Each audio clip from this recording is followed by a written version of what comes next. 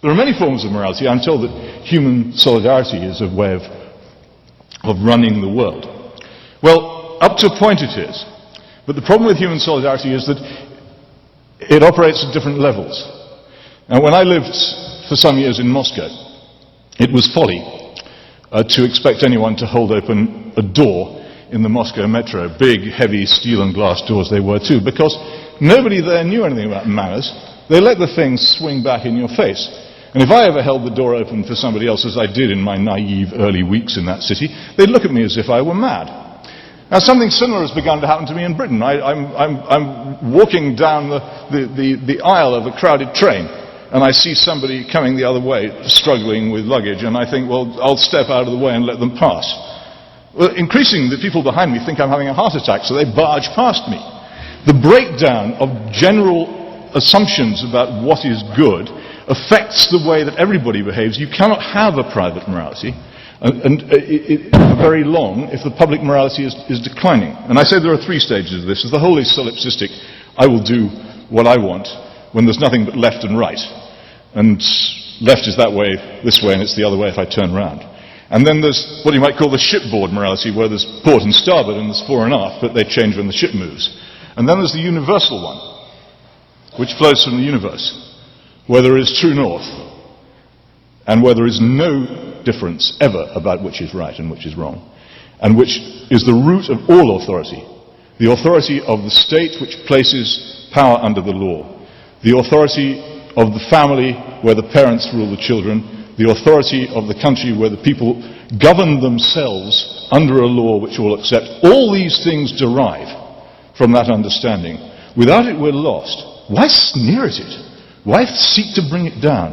Why mock it? Why make silly jokes about circumcision? This is far more important than that. I really do wish he'd treat it seriously for once.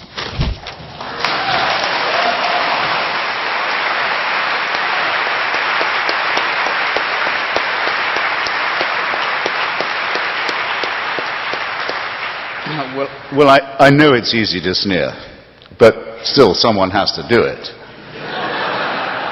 And if you like, I will stop with the circumcision, which you think is a trivial thing. I mean, have you ever talked to anyone or interviewed anyone who's been subjected to female genital mutilation because of God's will?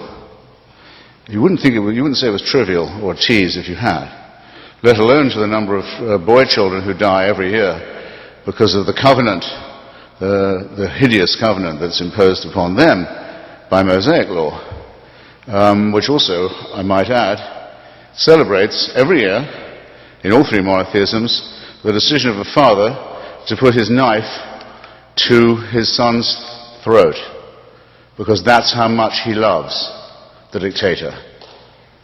Now, I find this wicked, and I won't have my belief called frivolous.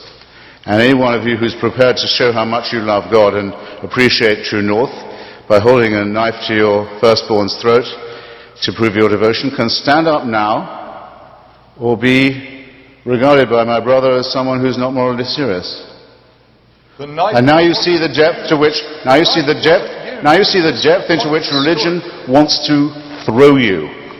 Now, my book does have a few jeers at religion, because after all, in this vale of tears, let's do that.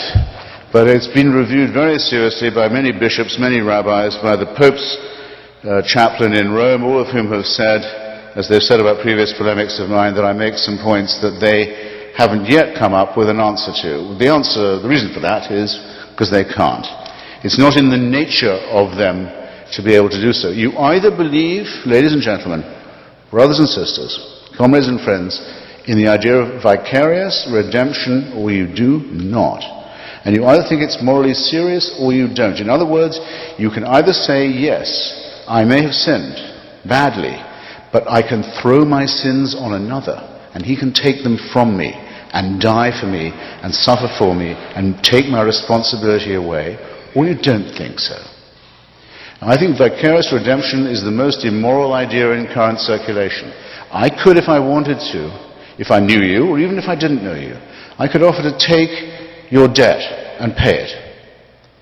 It's been done. People will do that for friends, for lovers, even for strangers. I could offer to serve your term in prison, if the law allowed it. Say, I don't think you can do it, probably I can. I'll serve your term, I'll do that for you. But to say, I'll take your sins away, you never committed them.